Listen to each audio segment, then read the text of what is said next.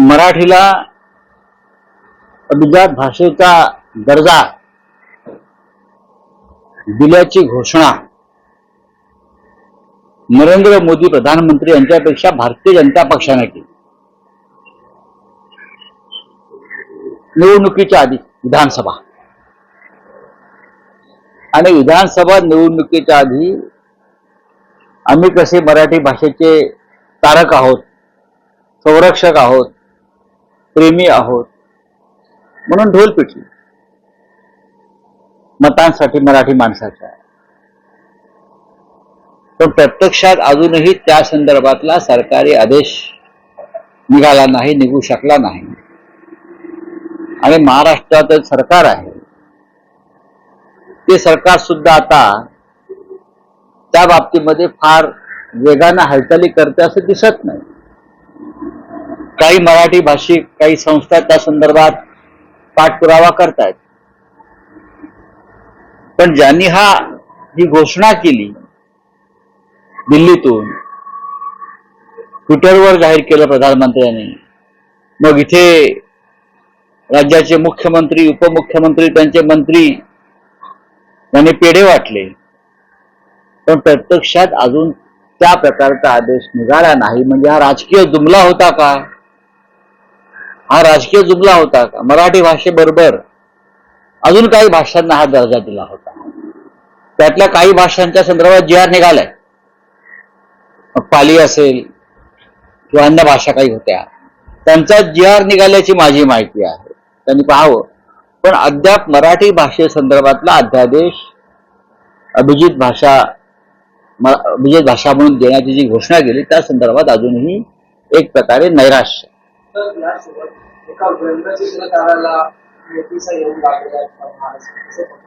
एका व्यंगचित्रकाराला नोटीस आल्या आणि आम्ही लिहित होतो, बोलत होतो म्हणून आम्हाला तुरुंगात टाकलं. एकच आहे ते, एक व्यंगचित्रकार जो सरकारवर काही व्यंगात्मक भाष्य करतो. या देशाला व्यंगचित्राची फार मोठी परंपरा आहे. मग शंकर असतील, आर के लक्ष्मण असतील, हिंदुहृदय सम्राट बाळासाहेब ठाकरे यांनी त्या व्यंगचित्रातून एक साम्राज्य उभं केलं राजकारणात आणि समाजकारणात. शिवसेनेचा जन्मच मुळी व्यंगचित्रकलेतून झालेला आहे. किंवा हिटलरला सुद्धा आव्हान देणारा डेव्हिड लो होता. असे अनेक व्यंगचित्रकार आम्ही पाहिले. पण या देशामध्ये समाज माध्यमांवर, वृत्तपत्रामध्ये व्यंगचित्र सरकार विरुद्ध जे काढतायत त्यांना गुन्हेगार ठरवलं जात आहे. ते हिटलरच्या काळामध्ये होतं. हिटलरनं डेव्हिड लो हा व्यंगचित्रकार हिटलरच्या विरुद्ध व्यंगचित्र काढतोय टोकदार म्हणून त्याला जिंदा या मुर्दा पकडण्याचे आदेश त्याच्या सैन्याला दिले होते. आपल्या देशात यापेक्षा वेगळं काय घडतं असं मला या क्षणी दिसत नाही. भारतीय जनता पक्षाला अभिव्यक्ती स्वातंत्र्याची जर एवढी चिंता असेल तर त्यांनी जे व्यंगचित्रकार आहेत त्यांच्या संदर्भात एक भूमिका घ्यायला हवी. हे नरेंद्र मोदींना कळत नाही का? ते सरकारला गळफडाचा प्रश्न काय, ही त्यांची वृत्तीच आहे. ज्या आमच्या विरुद्ध आहेत त्यांना तुरुंगात टाका, तर त्यांच्यावर खोटे गुन्हे दाखल करा.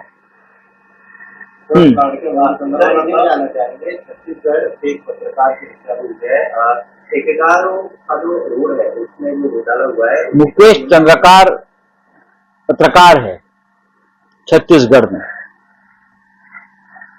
उनकी हत्या हुई है.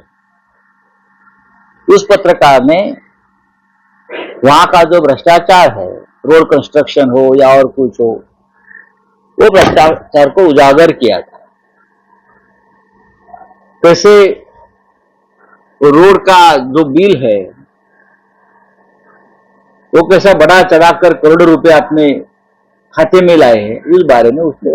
लेकिन ये तो महाराष्ट्र में भी हो रहा है ना. महाराष्ट्र में क्या हो रहा है? मुकेश चंद्रकार की हत्या का एक समांतर देखता हूं संतोष देशमुख की हत्या की तरफ. संतोष देशमुख की हत्या भी उसने अन्याय और भ्रष्टाचार के खिलाफ आवाज उठाई महाराष्ट्र में, इसलिए उसकी हत्या हो गई. तो आज भी जो आका है उसके आज ही मंत्री परिषद में बैठे हैं। और मुकेश चंद्राकार की हत्या इसी वजह से हुई कि भ्रष्टाचार के खिलाफ आवाज उठाई है और वहां बीजेपी की सरकार। इसी तरह से झारखंड में रुपेश कुमार सिंह नाम का एक पत्रकार है, जो जंगल में जो भ्रष्टाचार हो रहा है उसके खिलाफ आवाज उठाया। रुपेश कुमार सिंह ने वो 2 साल से 3 साल से जेल में उसको सड़ाया गया है। उसको क्या क्या क्या क्या सेक्शन लगाकर उसको जेल में बंद कर दिया। ये पूरे देश में चल रहा है, झारखंड में चल रहा है, छत्तीसगढ़ में चल रहा है, महाराष्ट्र में चल रहा है, दिल्ली में चल रहा है। और ये लोग कहते कि यहां लोकतंत्र है। ये कौन सा लोकतंत्र है? मुकेश चंद्राकार और संतोष देशमुख बीड़ महाराष्ट्र में जो 2 हत्याएं हैं, मैं उनको उसमें समानता देखता हूं। दोनों ने भ्रष्टाचार के खिलाफ, अन्याय के खिलाफ आवाज उठाई और उनकी हत्या हो गई। और दोनों राज्यों में बीजेपी की सरकारें हैं। उसके पहले आज 50 घंटों में प्रधानमंत्री जो है 12,200 करोड़ से अधिक की परियोजनाओं, वो उनकी आदत है, वो नशा है उनको। चुनाव से पहले इस प्रकार के हजारों करोड़ की घोषणाएं कर, महाराष्ट्र में भी कर गए ना। जहां चुनाव है वहां प्रधानमंत्री जाते हैं, 5 साल तक कुछ करते नहीं, और चुनाव की तारीख की घोषणा होने से पहले 1 महीना जाते हैं और ये सब घोषणाएं परियोजना की करते हैं और 5 साल तक चुप बैठते हैं। ये होता है। लेकिन दिल्ली की जनता जो है, मैं देख रहा हूं केजरीवाल जी के साथ। एक विधायक का बयान आया है, उन्होंने वीडियो बनाकर कहा है कि हर दिन यूपी में 50,000 गाय की हत्या हो गई है। और इस तरीके का बयान होने की एक तरफ जो बीजेपी है वो गाय को राजमाता में दर्जा देती है, दूसरी तरफ यूपी से एक विधायक है, उनका इस तरीके से बयान आता है कि यूपी में हर दिन 50,000 गाय की हत्या हो। देखिए, वो जो विधायक साहब है, मैं उनका आभारी हूं कि देश के सामने बीजेपी का असली चेहरा सामने लाया। बीजेपी के पास जो पैसा आया है बीच में, आपने देखा होगा इलेक्टोरल फंड के माध्यम से, वो स्लॉटर हाउस से भी आया है। गाय काटने वाली जो कंपनियां है, गोमांस निर्यात करने वाली कंपनियां है, उनसे भी करोड़ों रुपया बीजेपी को मिला है। तो 50,000 गाय को दर दिन यूपी में काटा जाता है और वो पैसा जो है भ्रष्टाचार का कुछ आईएएस अफसर और मंत्रियों के पास जा रहा है। और इसलिए ये जो विधायक जी है बीजेपी को दुखी है और उसने ये भी कहा है कि ये बात अगर मैं कहता हूं तो मेरी जान को खतरा है, और वो भी प्रशासन के एक बड़े अधिकारी से खतरा है कि मेरा एनकाउंटर हो जाएगा, मेरी हत्या हो जाएगी। ये बीजेपी के एक विधायक का दर्द है, उसने सच सामने लाया है। और ये लोग अपने आप को हिंदुत्ववादी मानते हैं। ये जो गाय काटने की बातें है वो सिर्फ यूपी में नहीं हो रही है, जहां जहां बीजेपी की सरकारें हैं, जहां जहां महाराष्ट्र से लेकर गोवा तक सब जगह पर ये गो हत्या हो रही है, गोमांस का निर्यात हो रहा है, पैसा खा रहे हैं लोग, उसमें से भ्रष्टाचार कर रहे हैं और गोमांस के निर्यात के पैसे से वो लोग चुनाव भी लड़ रहे हैं और ये लोग हमको हिंदुत्ववाद सिखा रहे हैं। पर एक बार फिर प्रधानमंत्री की ओर से चादर कराया गया है। हिंदू संगठन ने पत्र लिखकर प्रधानमंत्री ने कहा था कि चादर ना कराया जाए, लेकिन लगातार 11 साल से जो है वहां पर चादर। बात ऐसी है कि नरेंद्र मोदी का व्यक्तिमत्व है वो डबल स्टैंडर्ड है। अजमेर शरीफ दरगाह पर चादर चढ़ाना ये कोई गलत बात नहीं है, ये देश की परंपरा है, ये देश की परंपरा है, श्रद्धा का विषय है। ये कोई हिंदू मुसलमान या भारत पाकिस्तान का विषय नहीं है, वो श्रद्धा है। हम भी वहां गए हैं, हमारे पार्टी की तरफ से भी वहां चादर जाता है तो हमारे ऊपर क्रिटिसाइज किया जाता है।